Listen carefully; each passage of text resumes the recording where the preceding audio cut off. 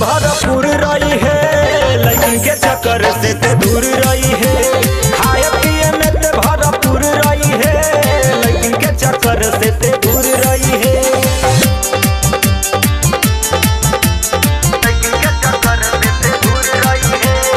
माँ Vaishno recording studio Delhi.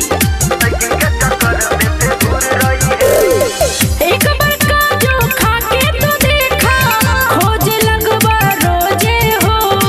रोज तोहरा चाटे की मिली, काटी रात दिन मौजे हो। ना चाही हमारा के रोजे हो, ना चाही हमारा के मजे हो। ना केहू से कतही मिलब, ना जाइब कहीं खोजे हो। पिला जवानी के जूस काला मनाया पर खुश, पिला जवानी के जूस काला मनाया पर खुश। हो दिलाले चचिया हमरा घरे आई है।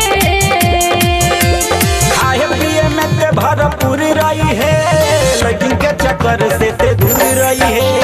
खाए पिए में ते भरपूर रही है, लेकिन के चक्कर से ते दूर रही है।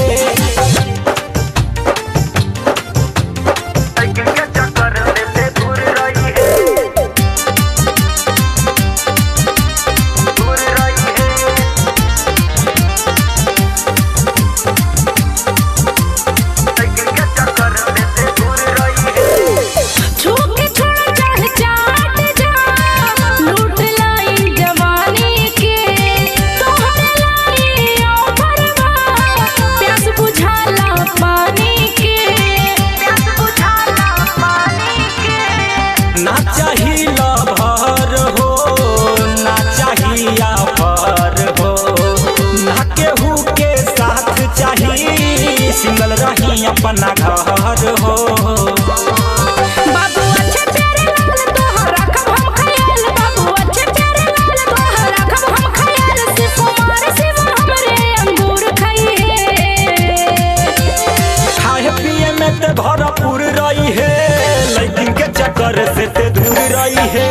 खाए पिए में ते भरपूर रही है, लेकिन के चक्कर से ते दूर रही है।